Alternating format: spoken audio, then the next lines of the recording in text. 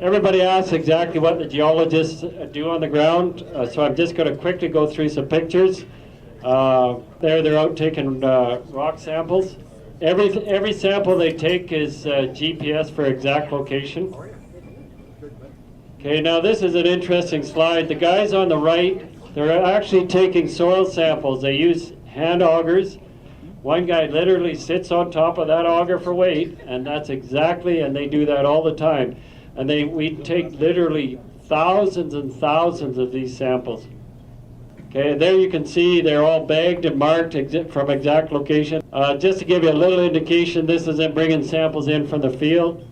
We start on, and that's what they're doing on the new MOUs right now. They start by taking stream sediment samples, and basically it's literally panning for gold in the streams and marking exactly how much you're getting. And right now we have a team of about 40 guys way up in the jungle on our new MOU. It's the last one we have to do. Some of the results from the other two have been very, very encouraging. In fact, there was a news release on one of them.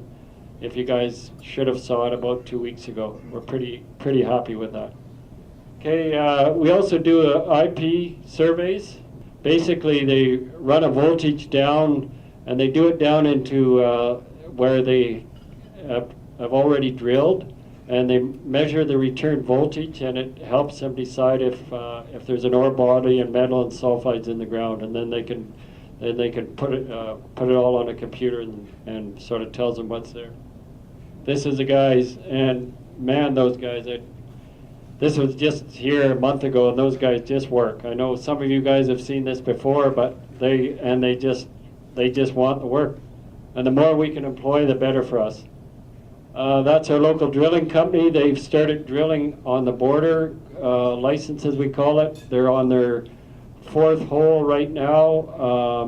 We should have the assays and a press release on the results sometime in the next, I'd say sometime in the next 4 weeks. Every piece of that core is cut in half, and that shows the guy cutting it in half and then putting it in bags to send. And we have to, by law, keep half of that core sample forever in case we want to reanalyze it. Thanks, Mike.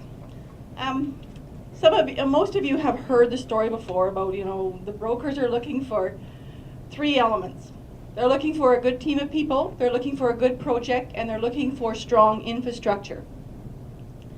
And ultimately, I guess when I look at this team, certainly you have Mike and Adrian and JP and